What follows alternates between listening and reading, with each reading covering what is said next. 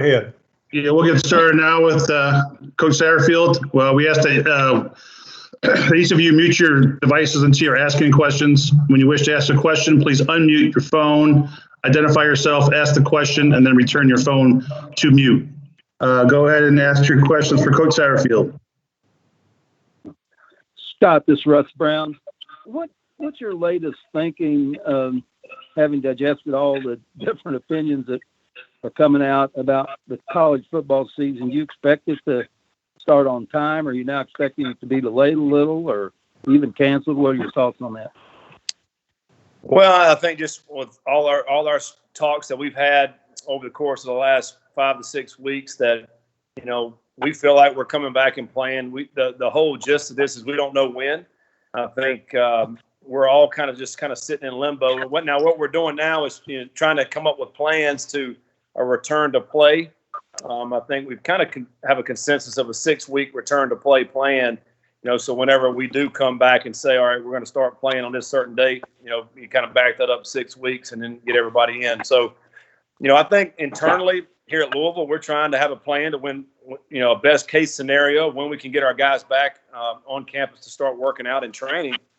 And, if you have a plan for that, and then you always can adjust back, move it forward if we're not able to. So much of this is coming down from our leaders of our government in our state and our country, and of course on our own campus. So we're kind of at the mercy of what everyone is telling us, and whatever they tell us, we want to have a plan for that. And so we're kind of just sitting in wait mode right now. What is your best case scenario? Well, I mean, the best case scenario is when like for the state of Kentucky starts to open up, and we're allowing to have group settings where, I understand maybe stage 1 is 10 people, and stage 2 maybe 25. So whatever we're allowed to do, we'd love to be able to bring our guys in with that number of people that we can work with, and we know we're probably going to have to do it incrementally and break those steps down. But as soon as that can happen, we want to bring our guys in. I mean, it's in a perfect world, if we could get them in June, that'd be awesome. So we have time to find out where they are shape-wise, but also you have to go through all the testing and things we're going to have to do, which we understand is going to take a little bit of time, and then start training them. And then, if we're able to play on time in September, then, you start your 6-week protocol of return to play sometime in the middle of July, around July 18th. Scott, this is Kent with WHAS 11. Do you, on a normal camp, you have several weeks where the kids don't have school and you've got them pretty much the whole time. Do you almost have to have a backup plan because maybe you guys can't start, camp until they're in school? Yeah. Well, yeah, we're kind of planning for a little bit of everything, whatever we're going to have to be able to do. I think, in a perfect world, we get our guys back in June. They have, the month of June and July to kind of get, geared back up. We start, then we start practice, So if that happens, then to me, it's going to be pretty close to normal. Now if that doesn't and everything gets pushed back, let's say we're getting pushed back to mid-July, that's going to make things a lot tighter.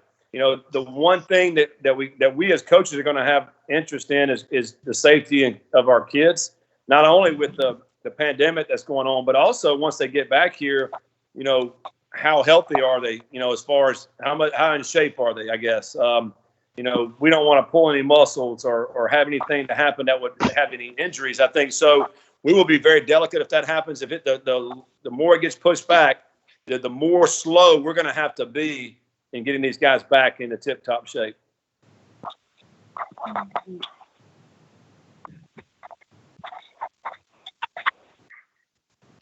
Next question. From the Reporter Journal. I wanted to see how you view the scenarios of whether there be people in the stands, and if not, whether if it's not healthy enough for them, it should be healthy enough for your players.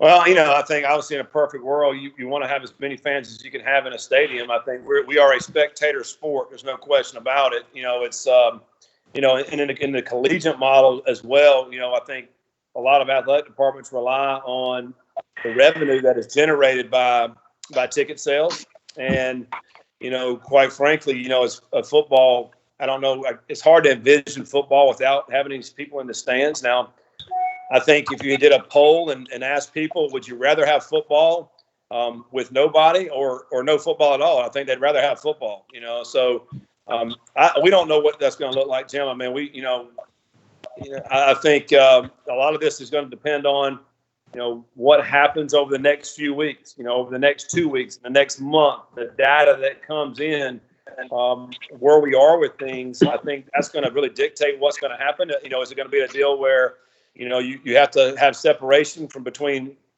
members that are in the stands. Maybe your family members can be beside each other, but other than that, you're going to have some space. I don't know. Or do you open it up and say, hey, you guys want to come see us play, we're going to roll the dice. You guys come in and, wear your protective equipment and roll the dice. I mean, I don't know what it's going to look like. I think only time will tell with that over the next, 4 or 6 weeks, where we're at with the numbers. I think will be the biggest indicator with that. Thank you. Matt McGavick with Sports Illustrated. Coach, with the NCAA trending towards allowing student athletes to take third-party endorsements and sponsorships, what is your stance not only on the name, image, likeness debate, but also on the one-time transfer rule? Yeah, I mean, those obviously are the two hot topics right now. And, understand they've tabled the one-time transfer rule, for this season. They'll push it back till next year. And the NIL is, to me, is one of the topics that has grown so much traction over the last few years. And now it's gone into the political realm where now, states are even ruling on it. I'm more purist when it comes to collegiate sports. I mean, I like the part of amateurism. And, when we open up those can of worms, then, the amateurism part of it is really going away. And the tentacles that we're going to have off of that, if that, in fact, that, comes to fruition, then we don't know what that's going to look like. I mean, it's, I'm all for giving them as much as we can give our student athletes, but if it's going to come down to where now we're having to put packages together and with recruits as far as, how much money these guys can make, and here's what we can set you up with. And, now we're not even talking about the education piece. And that's what we're in this business for. They're called student athletes, and so now what this model will suggest is that we'll start looking more like a professional league if that's where we're going to. And so that's, I've stated this week and last week that, that part of it is not going to be the same collegiate model that we all signed up for when we decided to play, when I did a long time ago, and even when I got into coaching. Hey, Coach Satterfield, Cameron from the Courier-Journal. Just a question kind of about recruiting. Obviously, we've talked in the past about like the quote-unquote poaching season that comes over before signing day. Now with players committing, it's a little bit different because they're not even going on visits. You feel like it might make it a little bit more difficult to keep recruits because they're not even going on visits yet right now? Yeah, we've discussed this within our staff. There's a lot of guys that you've seen over, the last few weeks that have committed to schools, and then a lot of them haven't been there. You're correct. Now schools have done a great job of getting out these virtual visits and being able to see, these campuses that way, even though you're not there physically. And I think some of these recruits have gotten a sense of, man, I better go ahead and get my spot. I don't want to lose out on that spot. And some of these schools have pressured guys to commit that way. So I agree with you in the fact that when this does open up and where people are able to go visit these campuses, that you're going to see some of the change that's going to happen. Some guys are going to be like, man, I really, I didn't come here until now, and now, I don't want to be here, or I like this place better, so I'm going to switch my commitment to this place. So I think you're going to see a little bit more of that this year once they're able to go out and visit. Obviously nobody likes that. When you're committed somewhere, you want to, as coaches, you're counting on those guys coming, and it's that's going to change some things, I think, but it's probably not going to be a ton different than what it's been in the past. I think it still comes down to relationships and, the way you built your relationships and, what you can, how you can provide for those student athletes. Does the potential of that change at all how you recruit? You mentioned relationships, and I know that's kind of the focus for you guys recruiting wise. Does that potential of players switching so much change how you recruit this year? I don't know that necessarily it changes. what we try to do, we all have targeted numbers that we have in certain position groups, and we're going to try to shoot for those numbers. I think you always continue to recruit throughout the whole season and all the way up to signing date. We saw what happened with us last year. On Monday before signing date in December, we lost a guy that we thought was coming here and was committed to us for a long time. So, you don't ever like it, but we all have to do the best we can as recruiters and to try to stay in contact with these guys. And, so it's not going to change really the way we do things. We're going to continue to recruit these guys and try to, build that relationship to where they don't want to leave. So it's just Kent Taylor from Wave TV. Can you kind of weigh in on the chemistry of your staff and how much I guess everybody's going through something they've never gone through here, but having the chemistry that you do have, the relationships that you guys have, how much easier does it make it? How much of an advantage could it be for you moving forward against some other programs who maybe have some new faces or, don't necessarily have that chemistry? Yeah. No, I mean, it's obviously a blessing for us to have a great bunch of guys to work with, and we're all getting very accustomed to these kind of calls. I think I've been on 5 different platforms on these calls just in the last 2 days. And then we're able to see our staff through these type of calls and to really have that communication, that dialogue, that part has been great for us. And and our guys have been doing an outstanding job recruiting and really trying to jump into these families' homes via technology. And it's one, I think, positive thing about this. If this would have happened 5-10 years ago, you wouldn't be able to do a lot of things we're able to do right now. And so, but our staff has been tremendous throughout this whole process. And, I guess the thing that I think that we lack is our personal connection, because I think one of our strengths obviously is our staff and being around our guys and cutting up and just being who we are. Recruits get a sense of that in the building. And as you're walking around the building, it's kind of hard to get that through a computer screen. We've tried to make that happen, but that part of it, I think, is a little bit that's lost within our staff, because that's probably one of our strengths. So when this does break and we're able to get people on our campus, I think it's just going to solidify what these recruits and these families have seen from us through their computer screen once they're able to see us in person. Scott, Russ Brown again. I wanted to go ahead, Kent. Go ahead.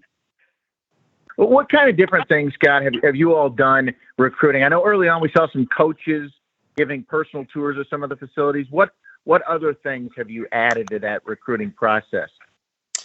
Yeah, like I mentioned, the virtual visits where, we're actually breaking down on the computer screen. They're able to see our campus, our facilities, where the players will be staying. Then we jump to the city of Louisville. We're showing them downtown throughout that. And the other things that we're doing is trying to bring different staff on that call. If I'm a tight end coach, obviously I'm going to be talking to the tight end coach, but then, we'll bring the whole staff in and we'll do a whole, call with everybody on our offensive staff, or maybe a call from everybody on our whole staff, bring part of our recruiting department in on that call. So really just trying to introduce everybody that will come in contact with these recruits via technology. And I think, that's all we can do. And we just try to be very consistent with that. We've been doing it, now I think for 6 weeks, on these computers. And so, sometimes you run out of things to talk about, like, hey, what's going on today?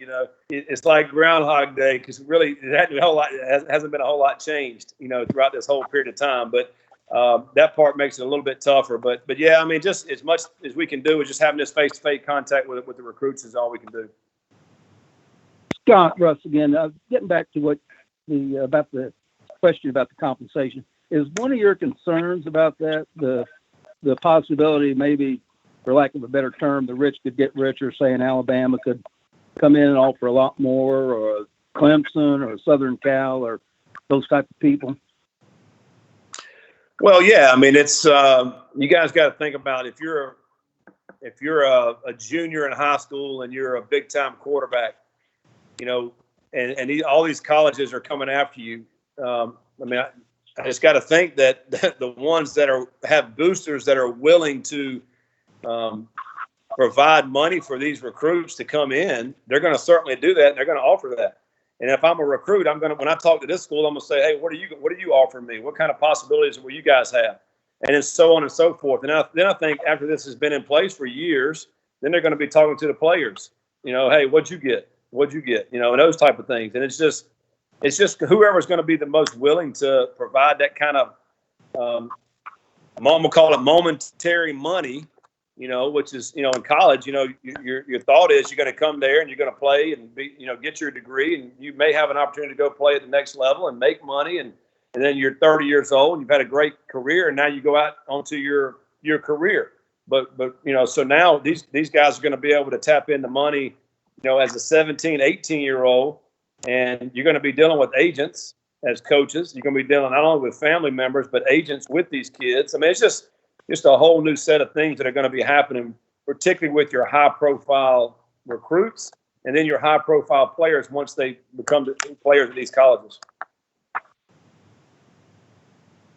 Coach, Connor Shea with Rivals. On the Pat McAfee show earlier today, you were kind of talking about the evolution of the spread offense and how you're kind of on the ground level of that, but now that it's become universal.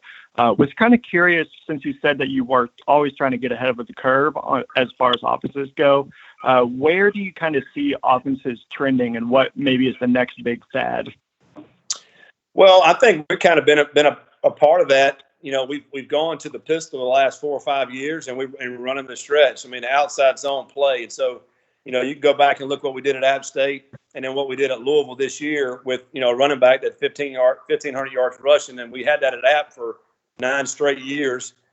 So we're able to still run the football in the spread aspect, but it's from the pistol. And we're incorporating a lot of things that teams are doing. You can look at what the Ravens are doing, what they're able to run their quarterback. We're doing a little bit of that. You look at what the Titans are doing. With the way they can run their running back with Derrick Henry this past year. And then you look at like the San Francisco 49ers, where the play action game off the outside zone is tremendous. And so we've incorporated all that within our offense. And so I feel like we're a little bit on the front end of the curve about what we're doing. We're not just an offset back running zone read. We got a lot of different things that we're doing with that. And I think that's helped us, quite honestly. I mean, we finished second in the ACC this year in scoring offense. And I think it's because there's not a ton of teams that are strictly 90% from the pistol. So I think we're a little bit unique in that regard, while still maintaining a lot of the spread principles.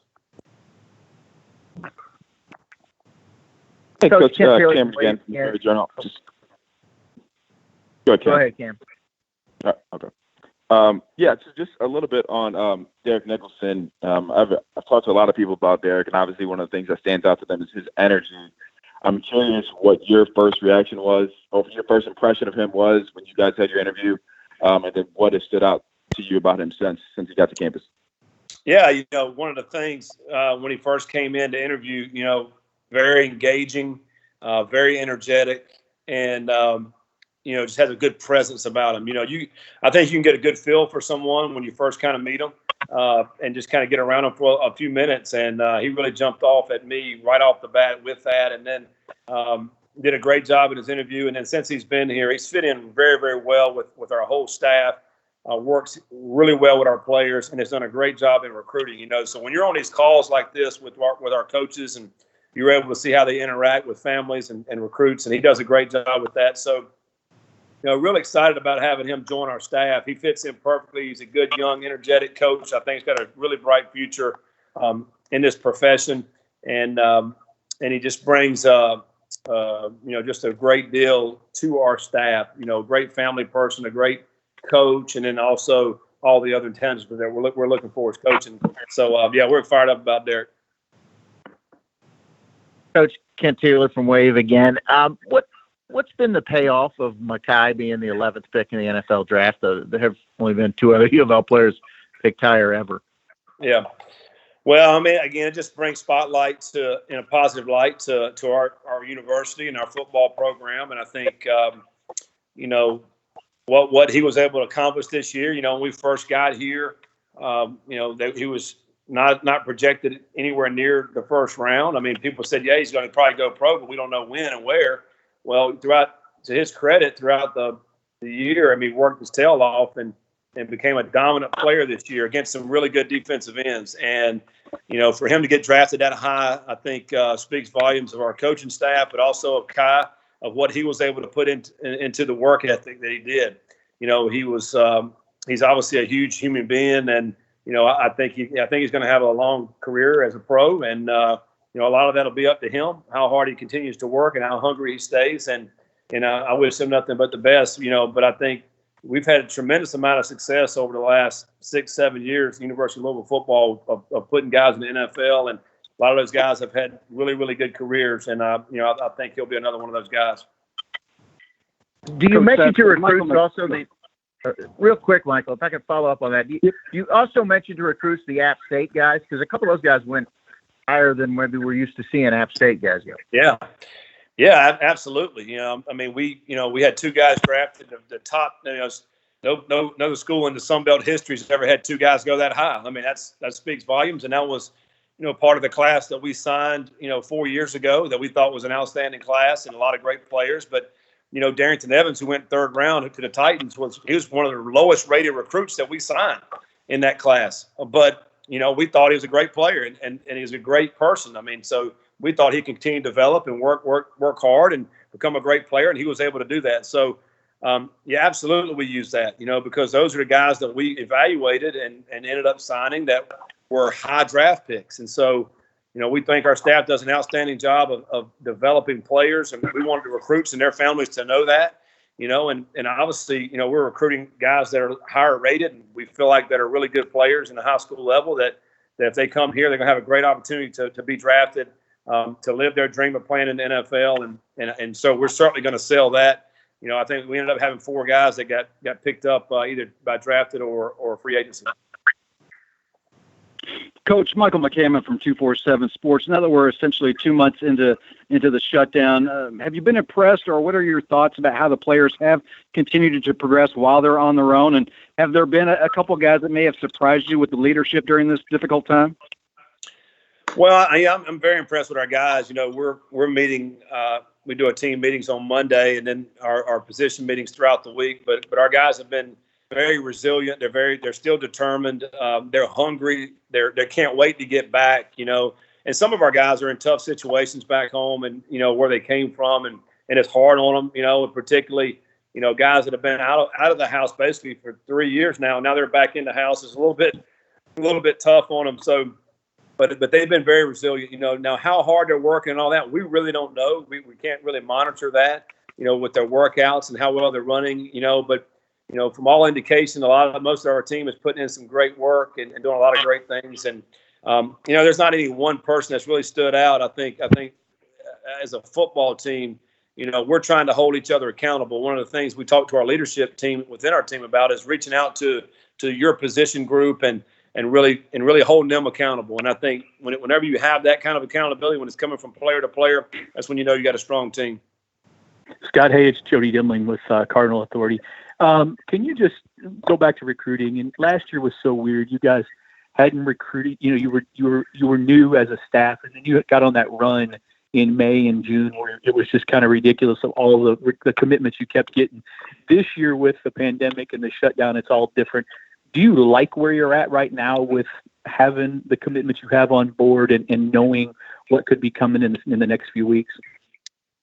Yeah, it's funny because you sit here like this the last 6 weeks. We've had a lot of time to think. You feel like, man, we're way behind, but in reality, we're not. You mentioned last year when we started getting a run of recruits, that was toward the end of June and July. And we're sitting here just got into May, and so we're ahead of the game right now. But we feel pretty good about where we are right now. Obviously there's some teams out there in the country that have really done a great job and ton of commitments. They're in the teams with their commitments right now. But, we feel like we're in a good spot. We feel like we're recruiting a lot of great players. We're on a lot of great families right now. And, it'll all kind of settle down here over the next few months. And a lot of these kids will end up, committing somewhere and hopefully we'll get our share of great players. I just feel like we've done more to this point than maybe we ever have. And I'm going to say this probably throughout the country, more at the beginning of May, because you got to think right now is when all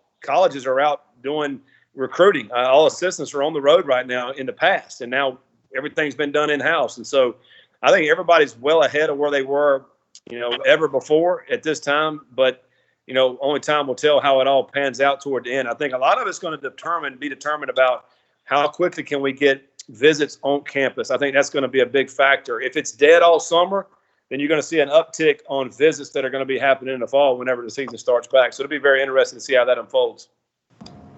Coach, this is Aaron Matus with WDRB. You mentioned the one-year transfer rule being tabled for now, but I'm curious, something like that, which is a separate, I guess, rule compared to the name, image, likeness stuff, but combine some of that stuff together, does it start to create a bit of a slippery slope in terms of what people can offer? Absolutely. I mean, absolutely. It's, they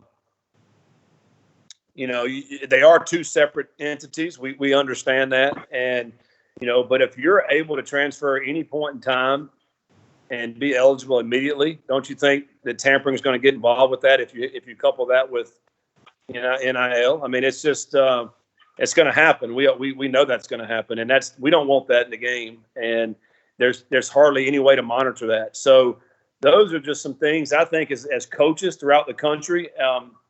And I think media also have a big part in this as well, because, media can spin the narrative out there, one way or the other. And, if we want what's great about collegiate sports and the football model, because so many times they try to compare it to other sports, because in a lot of other sports it's already that way. You can transfer and go play, but in our sports it's a little bit different. You're dealing with, in football, this is one example of so many position specifics. Like, for example, if 8 of your O linemen decide to transfer, there's nobody else on your team that you can just put right in there to play offensive line. It just doesn't work that way. And for example, golf, if a couple of golfers transfer and leave, well, the next best golfer is going to play, right? I mean, our sport's so specific in the fact that of O line or corners or quarterbacks, a tight end, it's very specific. So it's just a very slippery slope. Yeah, there's a lot of different things I think that could come off of that. And, I also think about, a freshman that comes in who, we all know I was the same way. I got in there the first 3 months. I shoot about every day. I want to call home, say, I'm coming home. It's too hard. Or I'm transferring. This is not what they said it was going to be like. We all go through those emotions as freshmen, but then you stick it out and then you say, okay, the next year is so much better. Oh, man, what a difference a year makes. Well, if we're enabling these guys to say, okay, once it gets tough, to say, all right, I'm out of here. Like, what are we saying? I mean, that's gonna be really bad. And then go look at the guys that have gotten in the portal now with our rules that we have now. There's been a lot of reports on that. It's less than 10% of guys that have gotten the portal in the ACC football. Less than 10% have signed at another Power 5 school. So is there opportunity out there for actual people to leave? I don't know. I mean, as coaching staffs, what if we're going to start holding how many, our scholarship numbers to say, okay, well, transfers are out there. I'm going to sign 10 high school kids. I'm going to save 15 for transfer. Well, now we're hurting the high school players. I mean, there's just so many tentacles out there, I think, that are going to come about if this rule gets passed at some point in the future. One more for Coach. Or not? Scott, let's go. Rucker, hello? Good. Yeah, all right, cool. Coach, just really quick. You have a lot of guys who would have had a graduation ceremony this weekend. Just kind of what have kind of been your words to them? I know this is kind of be a tough time because a lot of people really enjoy those ceremonies to kind of cap off their senior or redshirt season. Yeah, no doubt. Well, we talk about it with our team. That's a tremendous honor to be a college graduate. They're never going to be able to take that away from you, and that's our whole lot here is education, is to get these guys a degree. And so for these guys to be able to get that, man, we're so proud of them. We told them that when we get back on campus, we're going to celebrate these guys. We'll do some things for them when they get back. I feel for these guys. I've got a senior in high school that's basically missing all of spring. You miss everything. You miss the prom. You miss spring sports. You're missing graduation. You're missing all those things. So all the high school seniors and then the collegiate seniors, you really feel for those guys having to miss out on this. So we're going to celebrate our guys that graduated when we get back, and we'll have a big party for those guys when we get back. Really, really anoint them. All right, Coach. Appreciate your time today. Appreciate the media for joining us.